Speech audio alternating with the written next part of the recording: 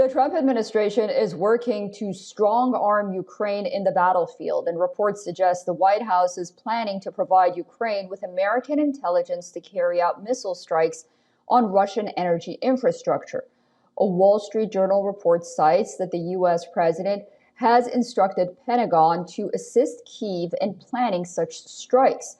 Moreover, U.S. officials are also reportedly asking NATO allies to provide similar support.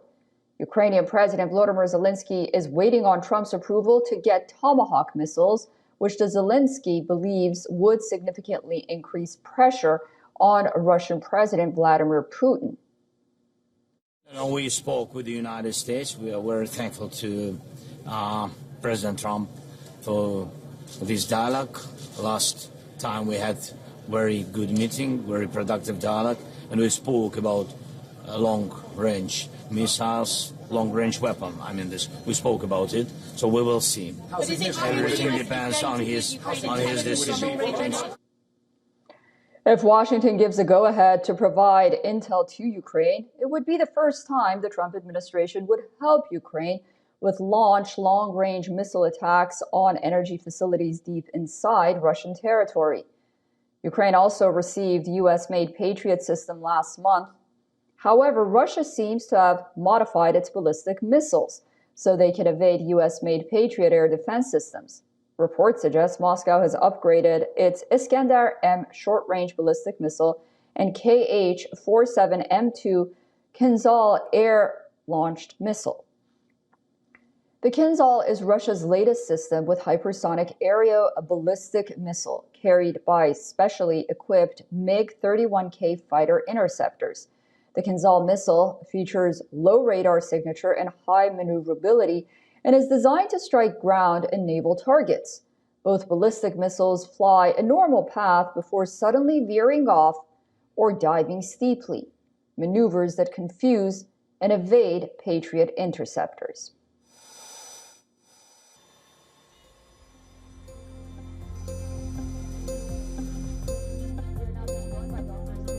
Somelny, defense expert and director, European Resilience Initiative Center. Thank you so much for joining us on WION. What are your thoughts on these latest developments and possibly a shift in the Trump administration's approach to the Russia-Ukraine war? Oh, thank you very much for inviting me today. Well, we see that the development of the last year and a half approximately shows that long-range strikes conducted by Ukrainian armed forces against Russian infrastructure and capacities to refine and export oil and export natural gas are one of the most efficient ways for Ukraine to hurt Russia and to impose real problems in Russia, which would make this war not so popular among the Russian population.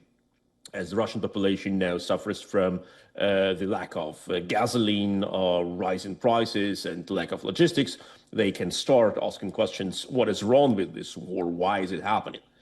And of course, the reduction of oil exports and gas exports reduce Kremlin's capacities, economic capacities to purchase weapons abroad, for example, in China, Iran, or North Korea.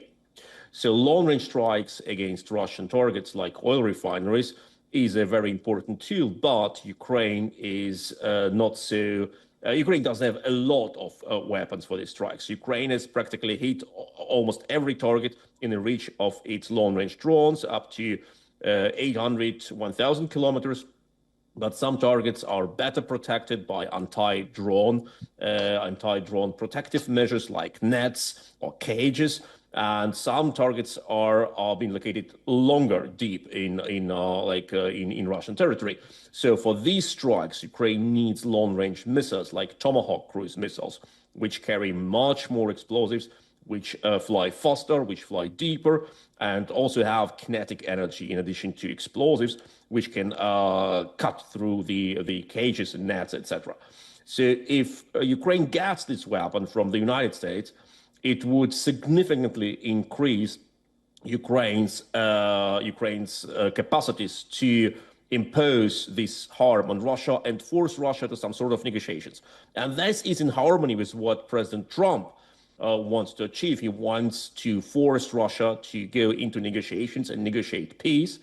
Russia until now has rejected any of these proposals. So now it's natural for President Trump to give Ukraine these weapons, I hope so, to say Vladimir Putin, look, Vladimir, you were not ready for 3-4 months to go into negotiations. Now, what do you think about this development? So I hope Ukraine will get these missiles, although, as President Zelensky said, everything depends on the decision of President Donald Trump.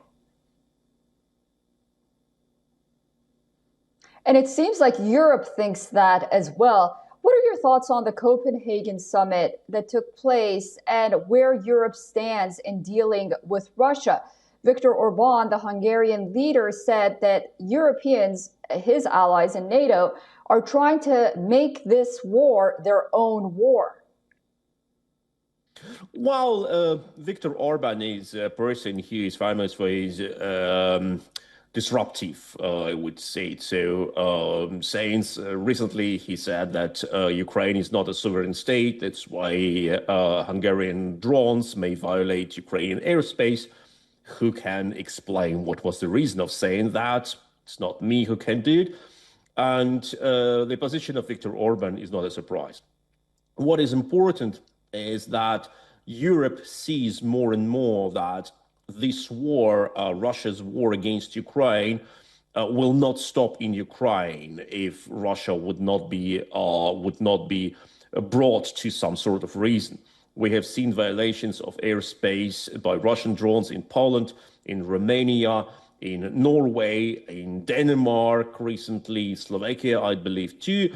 And these actions of Russia expand. So we have seen Russian jets carrying aeroballistic missiles.